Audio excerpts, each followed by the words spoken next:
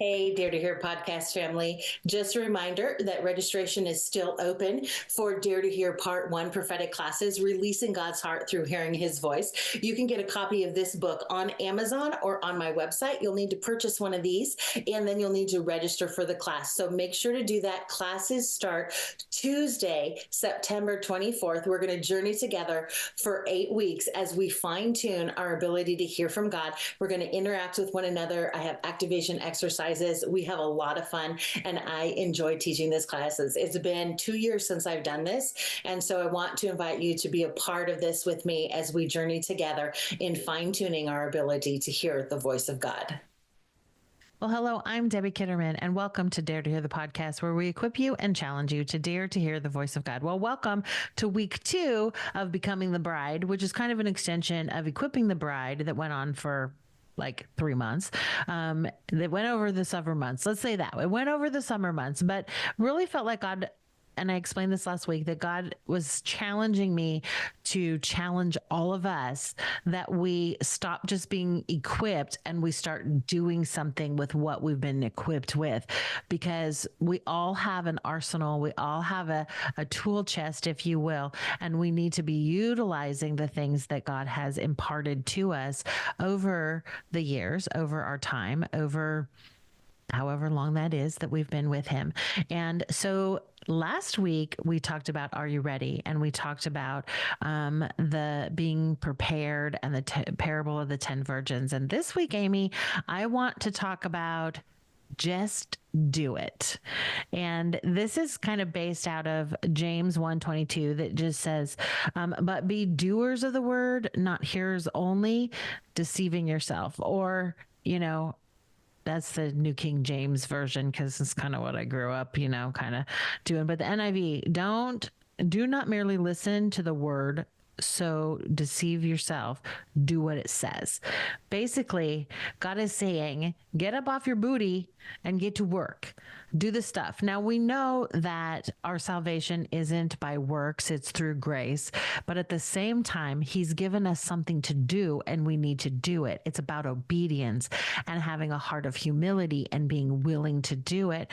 And so I want to kind of talk about 2 different parables, one in the passage of Luke 19, and then one in Matthew 25, which is just after the parable of the 10 virgins. And there's similarities to these 2 stories. And at first, when I was looking at them, I'm like, is this the same parable? And did Luke just get more of the details right than Matthew did? And was Matthew only focused on certain particular things? But some of the theologians that I read said they're actually 2 separate parables that Jesus told at different times with similarities and similar things. So we're just going to roll with that one. Because one is about 10 servants, and then one is about 3 servants being given talents and asked to do something with it. But yet there's still this common factor of this nobleman that goes away for a while and they don't really do what they're supposed to do. So, Amy, what do you think about, though, before we jump into that, what do you think about James 1:22 when it just says, be doers of the word, not just hearers of that? I instantly just think we have to be people of action. If the encounter that we had with the Lord that caused us to step into desiring a relationship with him doesn't move us to be a people of action, then we didn't really have an encounter. We just had an experience, and we made a decision based on fear or a feel-good moment instead of something that actually shifted and changed our lives, right? Mm-hmm. And so I think when you step into this relationship and you are, like we talked last week, this whole becoming of the bride, there is a kind of a fire under your butt, so to speak, that you really do want to fulfill everything that God has put upon us. I have to be living out the living word in everything that I say and do. And, like you said, this is not a works-based thing. It is a passionate pursuit for the one that passionately pursued us, and bringing others into the invitation of that, walking that out for all of us, there's these mantles that have been put upon us. There's the plans and the purpose. And we have to walk that out in order to live that out. And if you want to look at it like, all these things were set inside of us, and God has this, incredible book written about every single one of us in heaven, and picture that like things set out on a table. And we have to take those things off that table throughout the entirety of the life that we've been given. And my theory and what I've always kind of said is, when it's my time to no longer be here, I want nothing left on the table. I want to know that I went and I took every single thing that God had for me and I did something with it. I took it, I gave it away. I took it, I used it, whatever it is. I want to leave nothing left. I want that table empty. And so that is in my book, my own revelation of what being a doer of the word is. It's living in the fullness that heaven planned for me. Yeah.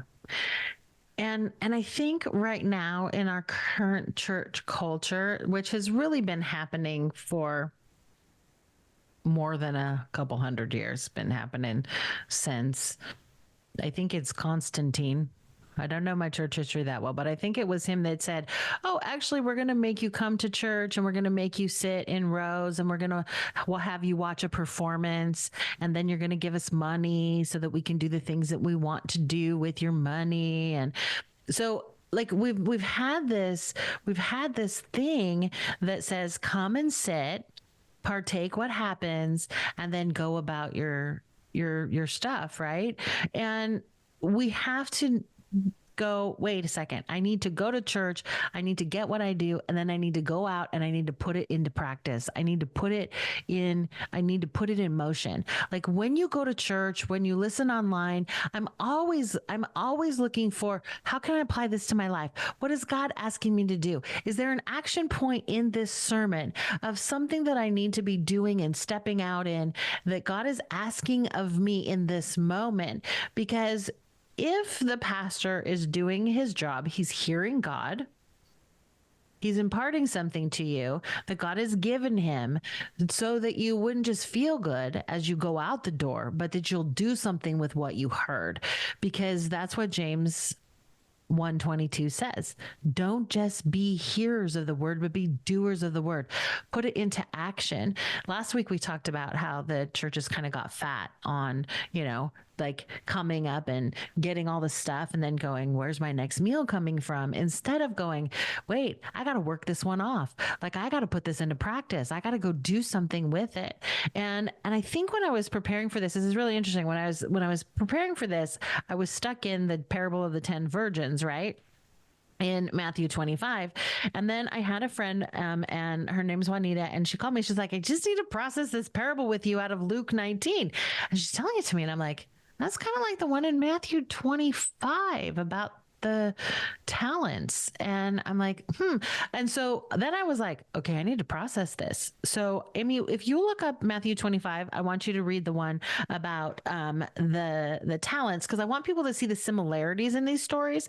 Listen, I like Luke because Luke was a doctor and he was very specific and gave lots of detail. That's why I like reading out of Luke. But I wasn't in Luke. I was actually in Matthew 25 when I was doing this, but I'm going to have you read this one because I'm going to read in Luke chapter 19.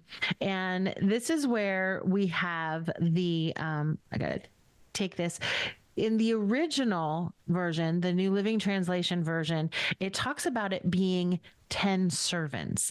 But in my NIV version, it says the parable of the 10 minas. And then in Matthew 25, it's the parable of the talents. And we have 3 servants. So here in Luke, we have 10. So you can kind of see when we're going to read it, how you could think that they're the similar one. And then some of them just left out certain details. But according to the theologians, they're 2 separate ones, given at 2 separate times.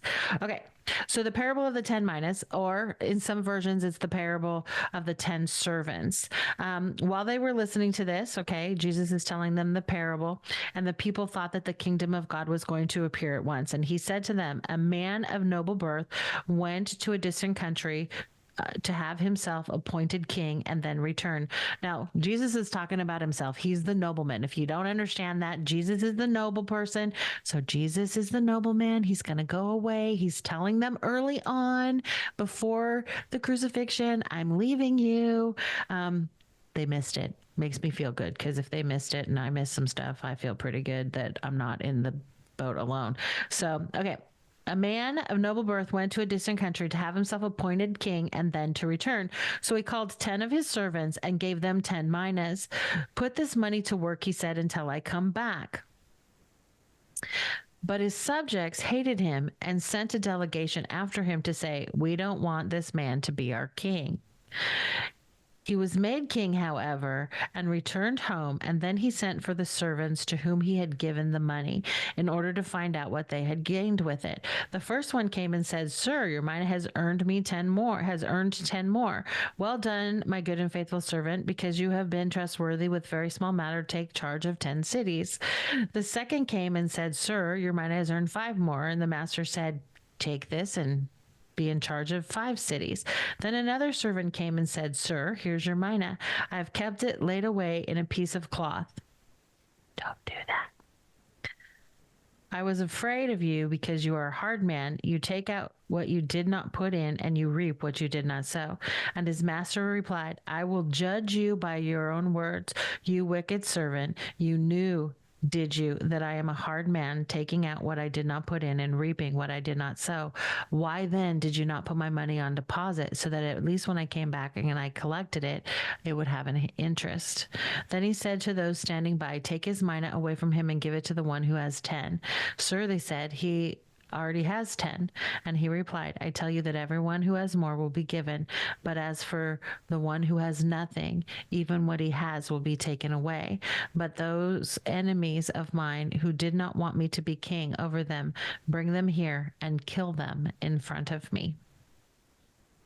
Jesus, prophets there. Okay, Matthew 25. All right. It says again, it will be like a man going on a journey who called his servants and entrusted his property to them.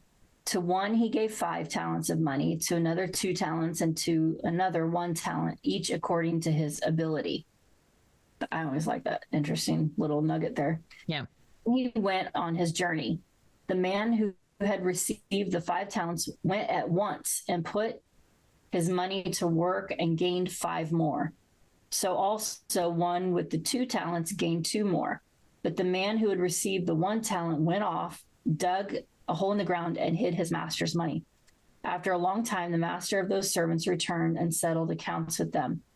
The man who had received the 5 talents brought the other 5. Master, he said, you entrusted me with 5 talents. See, I have gained 5 more.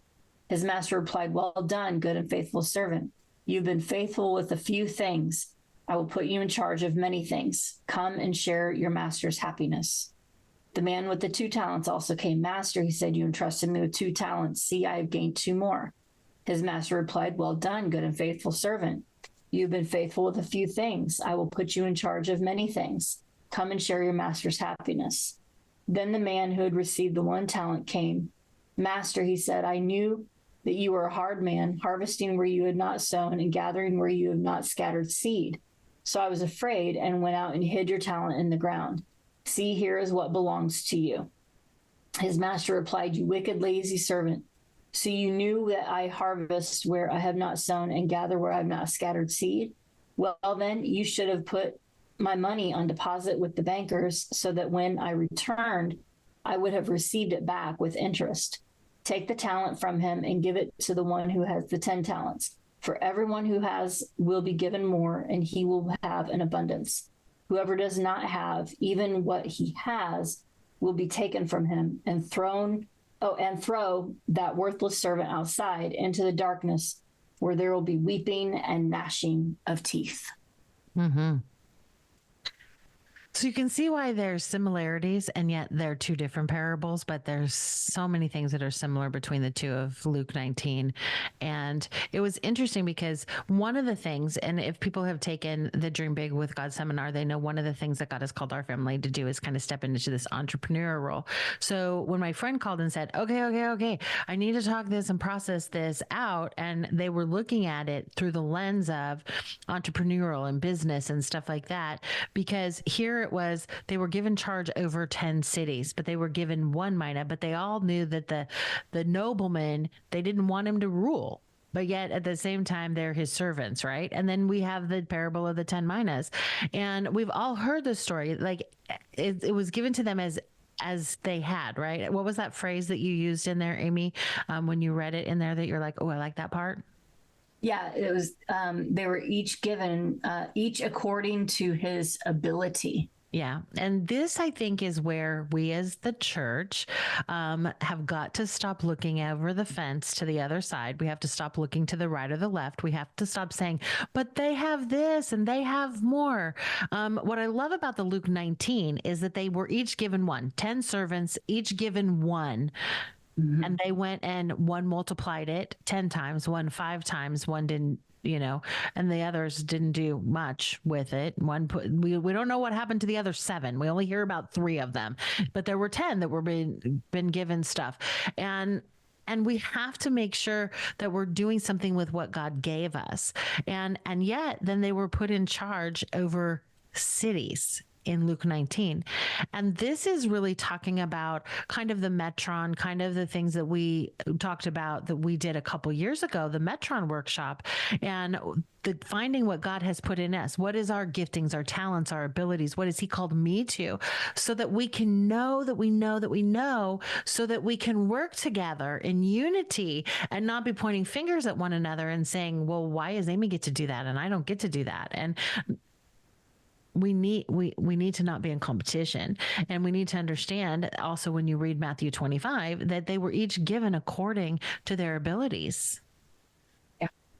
And God predetermined that. God judged that. God is the one that offered them and handed things out. It wasn't, they didn't come and take what they wanted. They got the leftovers.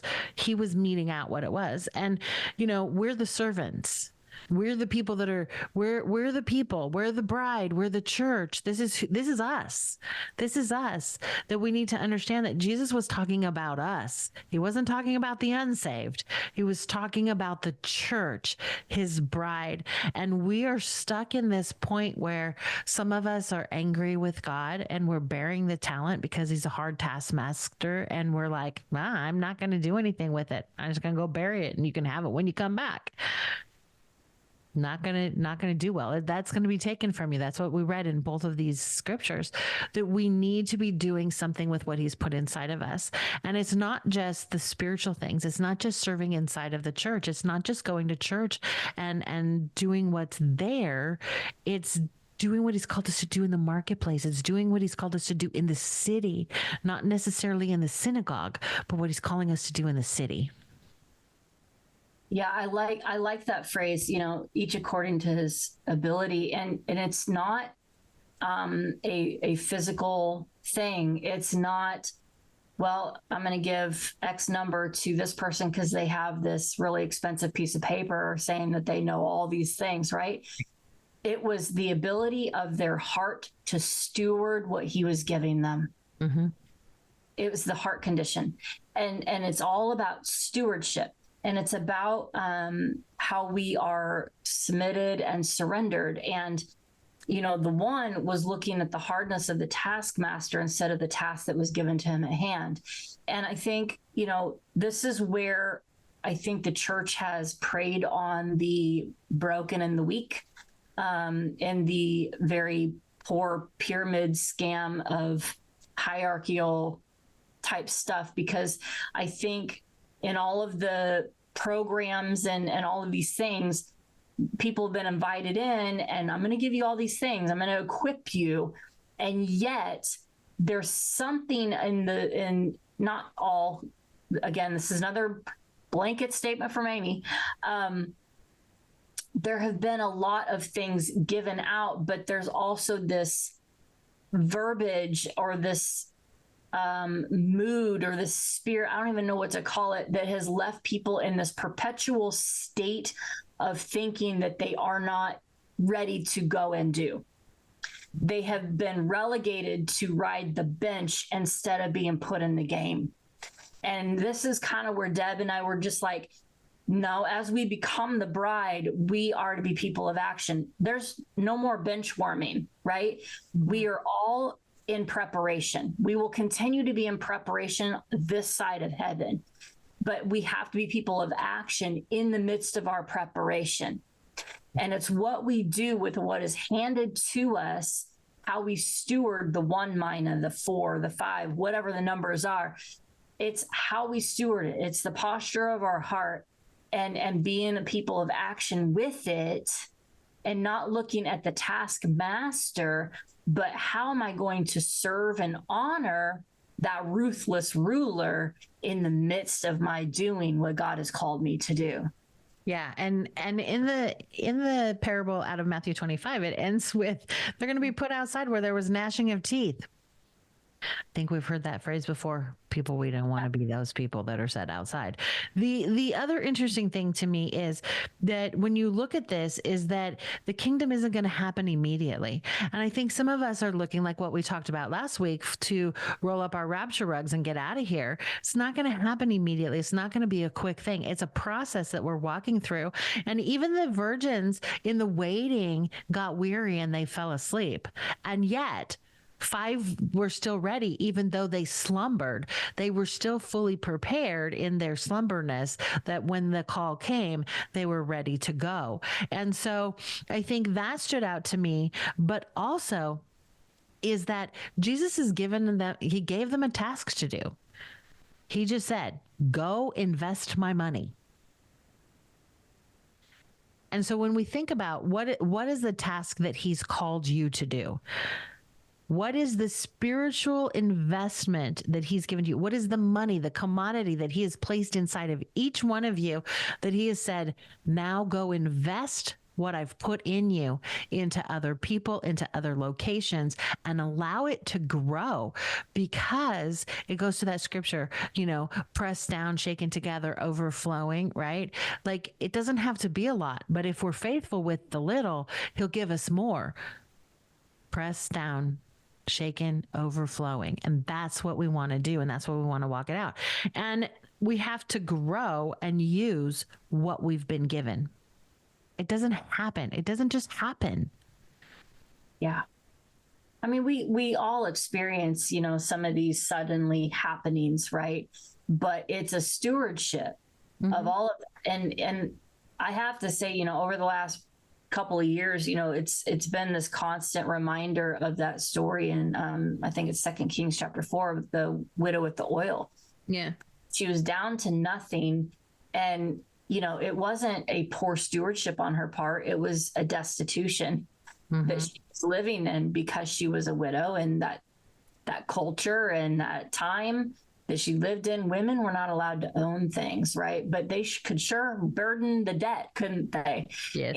And unless they found their kinsman redeemer, that long lost uncle that was a billionaire, right? Like, right. Good luck, And so she's down to this last little bit of oil, and she was still stewarding it to feed herself and her, her son one last time. I mean, there's a desperation in her life. And yet in that stewardship, shows up the prophet Elisha, and he's like, hey, make me a cake, with that little bit of oil that you were going to just barely survive on, make me something, and there's this sacrificial obedience that she steps into. And we all kind of know the story, he tells her to get the jars from her neighbors. Don't ask for few, ask for many. She fills her entire house with all these empty jars. And then that closed door miracle. It wasn't for the neighborhood to watch. It was just behind closed doors that God brought forth all of that stuff. But I don't believe that the Lord, this is kind of it's going to tick the theologians off, but I wonder sometimes, I'll put it that way, would her miracle still have happened if she wasn't willing to give the prophetic, give that prophet her agreement over that last little bit of oil. It was a sacrificial and humbling experience for her to go and ask her neighbors, can I have your empty oil jars? Like, what a bizarre request. Right. And just give me all of your empty oil jars. I think there's something very beautiful about that, because she took the instruction that was given her and she obeyed, and it was all done in humility, right? And then God multiplied that. And I think that this is really where we sidestep that comparative thing that you were talking about. And, we're not looking at by earthly standards, the one that has more, but the one like the widow with the oil, she had so little, and yet God touched it in such a way that it took care of all of the debt, and it allowed her and her son to live beyond all of that. And because I know God, he's very generational. My guess is that it was enough for her to sell and continue to live on for her son and possibly even grandchildren, And so I think that there is a multiplication that comes when we steward everything that's set in front of us. It's not always just money. It's everything that God has set inside of us that causes us to be people of action. That widow had to be a person of action, right? In order for that to come about. And I think that this is how we begin to step in and partner with where we are currently at in our life. So I feel like there's a lot of people out there listening to this. They're like, I haven't been able to do anything. I don't have any money. I don't have this. I don't have that. Like, you're so quick to say I don't have. And yet, like the widow with the oil, she had a little. Mm-hmm. What was she doing with it? She gave it to the prophet to then speak over and bless it. And she partnered with it, and bam, there was suddenly. And I feel like, we have to put a break on that narrative that some people have been speaking over themselves about, well, I don't have this and I don't have that, but you do have something, because you have breath in your lungs and there's such a purpose on your life. And we are all so closely knit together that all of us are waiting with bated breath for you to step up to the plate, get off the bench, and begin to, become that person of action, because what God will multiply on your life is so much greater than you can imagine. And that's where all of us are in right now. We're in this invitation to be people of action. Yeah. And I'm just going to say, I agree. I agree with your thinking and what you're processing about, and wondering if she didn't give space and she didn't give agreement to what the prophet was saying, would it have happened? No, it was all about obedience and faith and trusting. And I think that we have an issue with that to varying degrees. Some people can trust really easy. Some people have faith that is way huge. Some have it as small as a mustard seed, but don't think it's enough, right?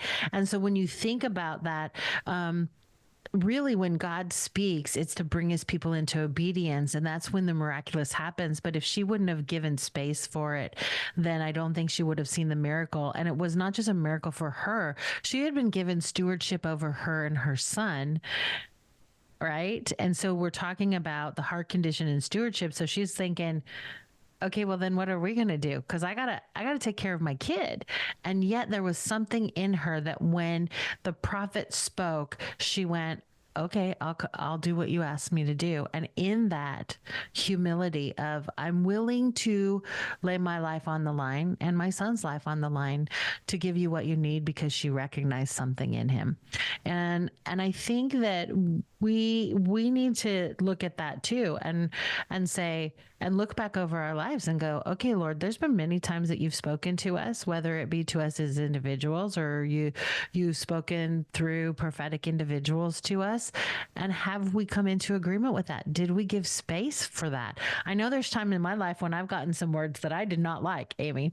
And I was like, no, I rebuke you. Get behind me, Satan. I've said that to my friend Carter when he says something to me. I'm like, get behind me, Satan. And he goes, really, Debbie?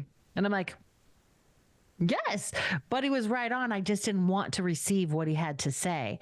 And I had to humble myself and I had to say to the Lord, okay, why am I so fearful in this moment? And why am I not trusting you?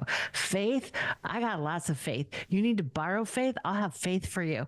But when it comes to trusting God in certain situations, I have trust, but I get to that point and that's my thing is like, okay, I trust you, but I believe you, but help my unbelief. I trust you, but help where I'm wavering in that trust, right? And he knows what our things are. I think, that's the thing with the parable of the 10 servants and the talents is that he's given each of us something according to our own measure.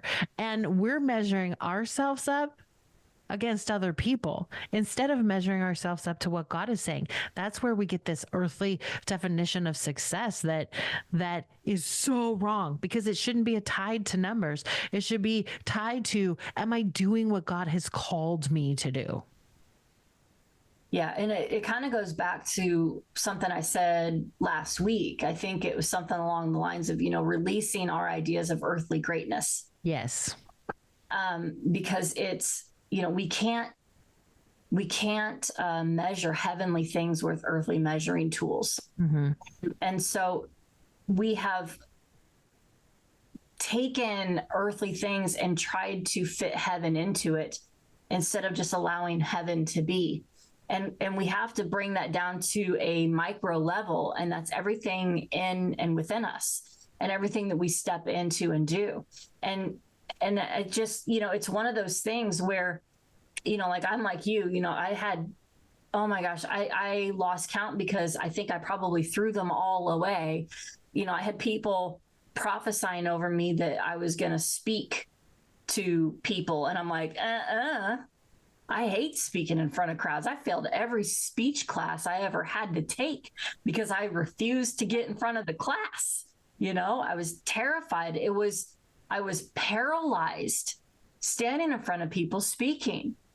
And yet the Lord has given me dream after dream after dream, and I'm speaking in front of people and I'm giving prophetic words. And that was not anything on my grid. I did not grow up in, a Pentecostal church. I grew up in the non-denominational denomination where it was very, not charismatic at all.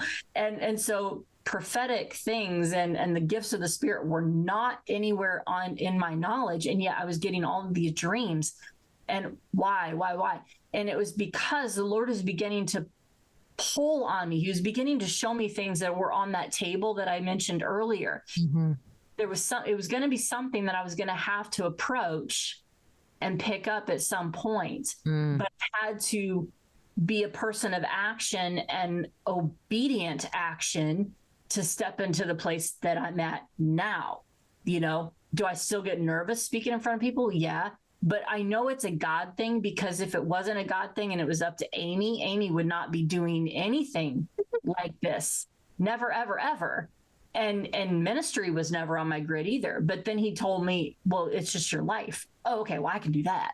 I don't want, because my idea of ministry was, pastoring. I'm like, I'm not a pastor, but it really is understanding what is set in us, not measuring it with what we see around us, and just going, okay, Lord, show me the mantle you've set upon me. Show me that sphere of influence that is around me, and how do you want me to walk it out? I'm not going to look to the left or the right. I'm not going to look to the person that looks like they have so much, because the so much is going to have so little when it comes to heavenly things. Mm-hmm. And so we have to really keep this tunnel vision in the sense of keeping our eyes on him, and then being obedient and walking that out, and not relegating ourselves to the bench because somebody else said that we weren't ready, And I think a lot of times people that have been wounded by that and stuck in this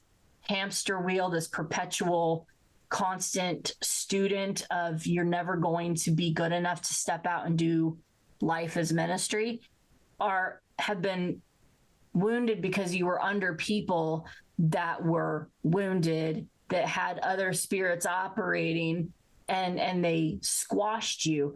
And so, I just kind of wanted to take this moment to kind of encourage you to come out of agreement with those things, that God has appointed you to be a person of action right here and right now. And whether you have 10 talents in your hand or one, it is enough to do something. Mm-hmm. That's so good. And guess what? You get to decide what you do with the talents or what God has entrusted to you. He's not there to dictate, this is what you must do. This is what he did. He gave them something and then sent them on their way, and he left them in charge to be a steward over it. And then he came back and he said, okay, what'd you do with what I left you? And that's what he's going to do. What did you do with what I left you? What did you do with what I deposited in you?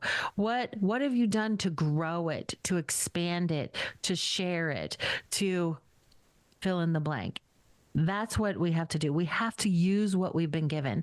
And sometimes we discount what we've been given. The widow had a little bit of oil. Doesn't seem like a lot, especially when it's your last meal, but it was everything.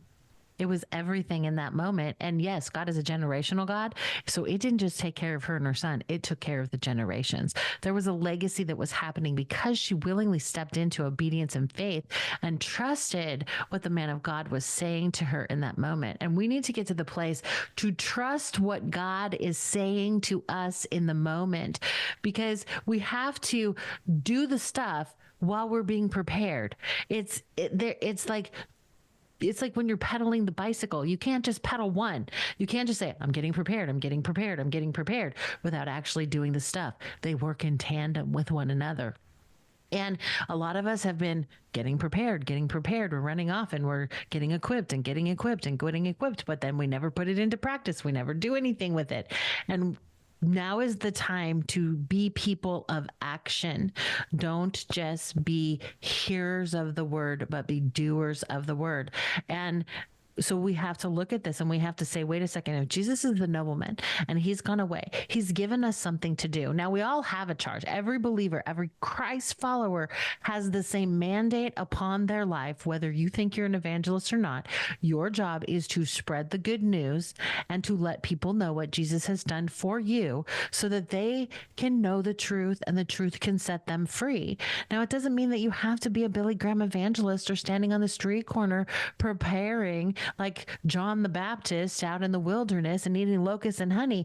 But you do need to share your story. You do need to be excited about what he's done. And then you need to take the things that are in you, the giftings and the talents and the abilities that he's given you, and you need to use them in the marketplace. Not everybody is called to serve in the church or the synagogue. Thank you, Jesus.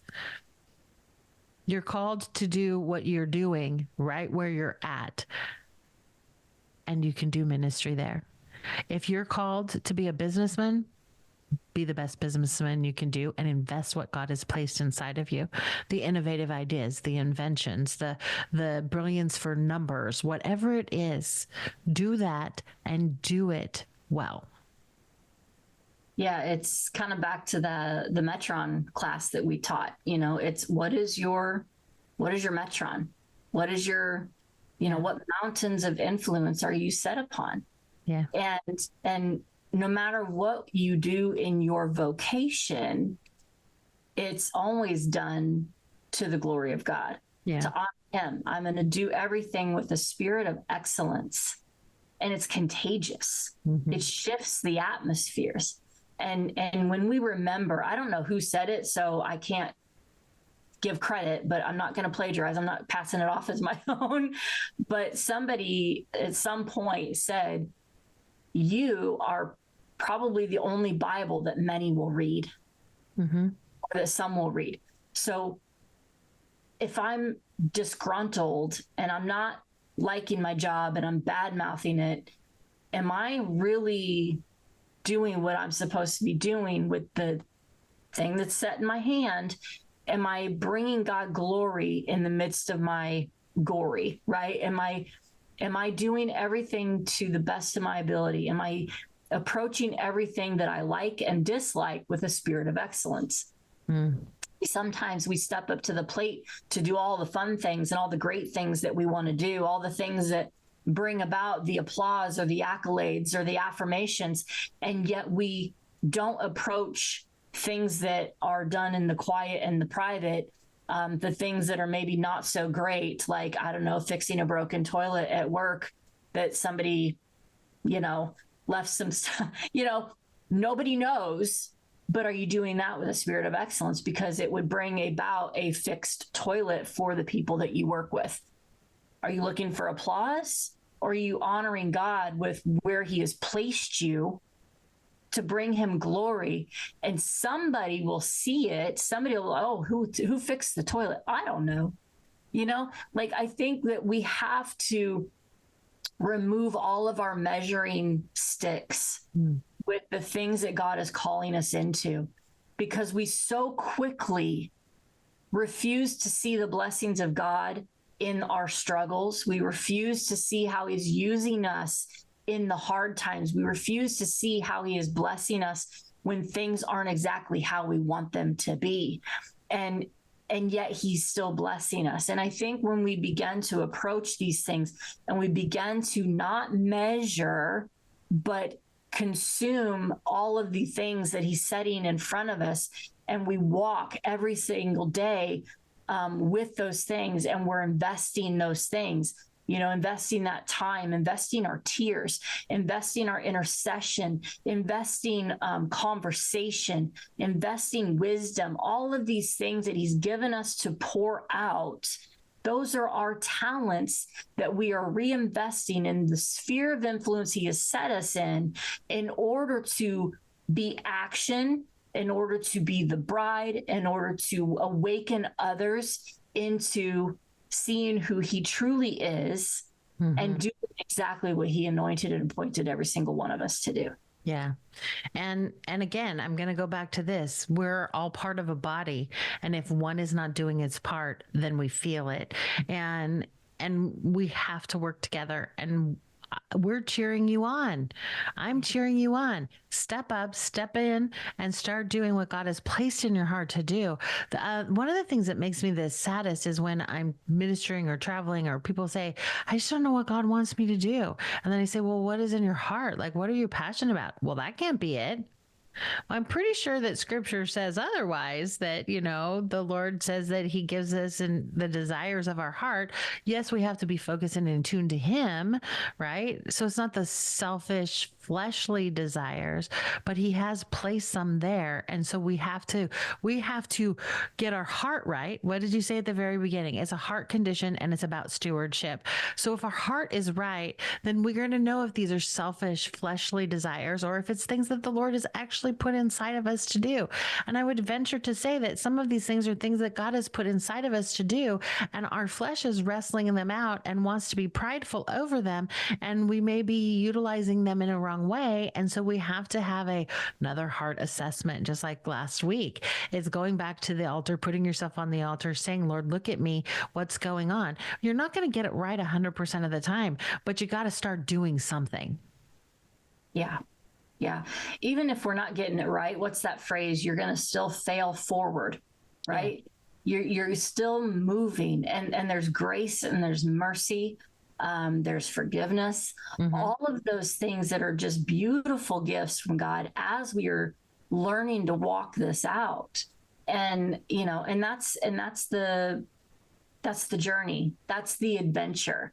As long as we decide to go on it. And I think sometimes some of us have been so wounded and so paralyzed that you've just relegated yourself to sit on the sidelines and just watch life go by. And then you're disenchanted with things, and you're frustrated, you're bitter, you're unforgiving. You've seen these things pop up in your conversations in your life, and you don't know why you're so frustrated. Well, it's because you sat down instead of stood up and started walking. And, and it's a humble thing, back to that conversation we had, several weeks ago about the humility.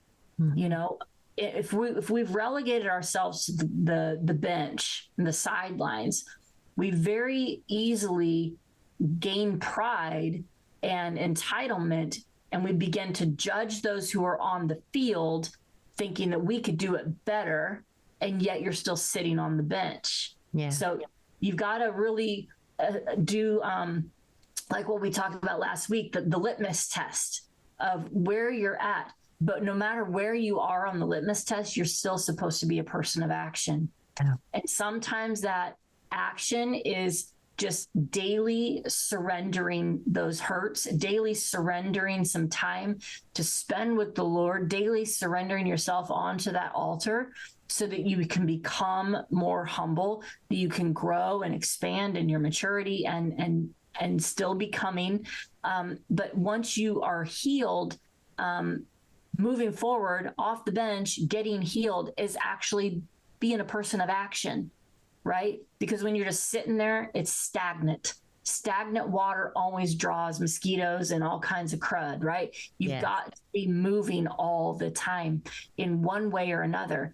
And I can tell you, you're not even stagnant if you're in a cave season, right? It's not stagnation, it's rest and it's healing. And you're moving forward still in those quiet seasons that God may have you in periodically. I am in a quiet season, and that's okay. I'm good with that because he's still moving me. He's still growing me. I may not be doing what I was doing, but I'm not stagnant. Just because I'm quiet, it doesn't mean I'm stagnant. And I just think that I just really felt like somebody needed to hear that it's okay as long as you're constantly moving and you're not relegating yourself to just ride the bench and just watch life go by. Yeah, that's so good because it is really all about growing what he's given us to use. And we can't grow if we stay in one place. If we stay stagnant, we have to continually move forward. And it's at a different pace, right? When you're in a quiet season, you're not out running a marathon. You're actually in this quiet place of preparation so that you can go run the marathon, but it's still a process of doing something. And that's really what I think that we see here in these two different parables in Luke 19 and in Matthew 25 is that they were given a task. Go do this. They weren't told how to do it. They were just told, go do it. So we don't have him micromanaging. Jesus is not micromanaging us. He simply told us, go do this thing I've put inside of you to do. Go be all that I've created you to be. Go and do. Don't just listen to the things, but put it into action. And as we do that, we get to determine in partnership with him of how are we going to walk this out? How are we going to develop this? How is it going to grow in us? And he will guide us. He will direct us. He is with us every step of the way. But we've got to grow what he's put in us. We've got to grow it. We've got to mature it. And we've got to steward it really well. Amen. Yeah. Okay. Amy, I totally forgot to introduce you at the beginning of the podcast. Like this whole time I was like, well, I didn't tell people who she was. I would hope that they've been following us along on this podcast, but I was just so excited that we're like, recording another episode of this one that I was really kind of passionate about because I just have this revelation because I was really looking at this Luke 19 one of, wait a second, he put him in charge of cities. Like this is an entrepreneurial, governmental, like there's this thing of what he's given us to do. He's going to put us in charge of things, whether we want to be in charge or not. I never looked to be like a leader of things. I've always wanted to be in the back, but yet there comes a certain level as you steward your stuff, there comes a level of really leading in certain areas and doing what he's called, whether it's leading one person or 10 people, it doesn't matter. It's up to him. So Amy, let me tell people a little bit about you, and then you can tell us how we can connect with you, because I totally forgot. So if you don't know who Amy is, as you've just listened to this podcast episode, she is a lover of Jesus Christ. She is a mom of 4 great kids. She has lived through some triumphs and tragedies and some ups and downs, but God has gifted her with humility, wisdom, and grace through the process. And Amy is probably one of the most authentic, transparent, raw, and real people That's her ministry name, Raw and Real, that I know. And I couldn't think of having a conversation with anybody besides Amy because she's a straight shooter. And I knew that we're similar in a lot of ways, but we also see things a little bit differently. And so it makes for a really lively conversation. So if you've joined us for the Equipping the Bride series that was 10 weeks long, then, we just are now only in week 2 of Becoming the Bride, where we feel that I don't know, maybe I'm putting this on you, Amy. I feel I'm leading you in this, that it's kind of a mandate from God that says you got to grow them up. You got to make them actually start doing something with what they've been taught. And it's not just what you've been taught from here or Dare to Hear the podcast, but it's what you've been taught your entire life, whether it be from the church or other life experiences. You got to do something with it because God needs us to grow what he's put inside of us. So Amy, how can people connect with you? Just website. It'll give all the links and information, videos, blogs, all that stuff. It's rawandrealministries.com, all spelled out. Okay. Can't believe I totally, I'm just like, I know who Amy is. I'm just going to go right on into the thing. Tells you where my brain is lately. Okay. Anyways. I'm not having an introduction. I'm like, I'm good. You're good. It's just me. It's just me. Well, maybe nobody would have noticed if I just skipped over it, but then I was like, I totally forgot to did it. Okay. Well, okay. I have your activation exercise. Really, it's just some questions that you need to ask yourself. And that is, I want you to take inventory of what God has given you. And this is not a plug to go buy the Metron thing, but really it boils down to this. You got to figure out what your sphere of influence is. What has God placed inside of you? And where is he asking you to stand that he's given you authority, a delegated authority? Like when we're doing this, this is what the nobleman did. He delegated these servants to go do business on his behalf. It was his authority, it was his money, and he was given delegated authority for them to go do stuff. He's done the same for us. He has placed giftings and talents and things inside of us, and he has delegated his authority to you and I. And he says, would you please just go do something with what I've placed inside of you? And if we just do something, we're going to grow. If we do something, lives are going to change, not just ours, but other people's. Okay. So I want you to take an inventory of what God has given you. And then I want you to look at those and ask this question: how am I stewarding them? Each one of those things that God has given you, how am I stewarding them? And then here's the third step, is that what is one step of action God is asking you to take, so that you're not like the one servant that put it in a handkerchief, or the other servant that buried it in the ground. Because there is like, did you read? Did you hear what we read? Go read it for yourself. Luke 19, Matthew 25. You don't want to be the one that put it in a handkerchief and held on so tight that you didn't grow it. And you don't want to be the one that buries it in the ground because he's a hard taskmaster, because there are consequences for both of those things. Instead, he just wants willing hearts. He wants us to step out. He wants us to do the things. So just do it. Just do it. Do it afraid if you have to, but just do it, because he will meet you there. He will meet you there. And, that's what we read of those 10 servants. Some of them didn't like him. They ran ahead and said, we don't want him to be king. And guess what? He was made king. And then he came back and killed the ones that said, we don't want you. Don't be like that. So, Amy, thanks for joining me today on the podcast. Thank you for having me. Yeah, always. It's always a pleasure. I always have some really great conversations with you. And just so you know, behind the scenes, it goes on daily of, we should talk about this. Here's this revelation. And we just never know what's going to come out. We have notes, but sometimes we follow them and sometimes we don't. And most of the time, Holy Spirit just comes and does his own thing. So, and that's the way I want it to be. Yeah. We do our part. We do the preparation part, and then we step out and we take action and we trust him in the process. So we're living examples of what we're just telling you to do, because we don't get off the hook either. What we're telling you to do, he's calling us to do. So, all right. Well, thank you for listening to Dare to Hear the podcast, where we encourage you to dare to hear the voice of God. If you've been blessed at all in any way, we're going to ask that you do a couple of things. One, share this podcast episode so that we can get out and get the whole bride of Christ being being ready to become the bride of Christ. We've got to, what is it? Being ready. Like there's like all these, let's be being ready to become. We have to do all these things so that we can usher in his return, because we're not ready. Some people might be, but not all of us. And we have to move together in unity. We have to come together in that. And then if you can, at a place where you can like us, leave us a review, we'd be honored, or follow us along. We'd be honored if you would do that. Until next week, I just want to say God bless and goodbye.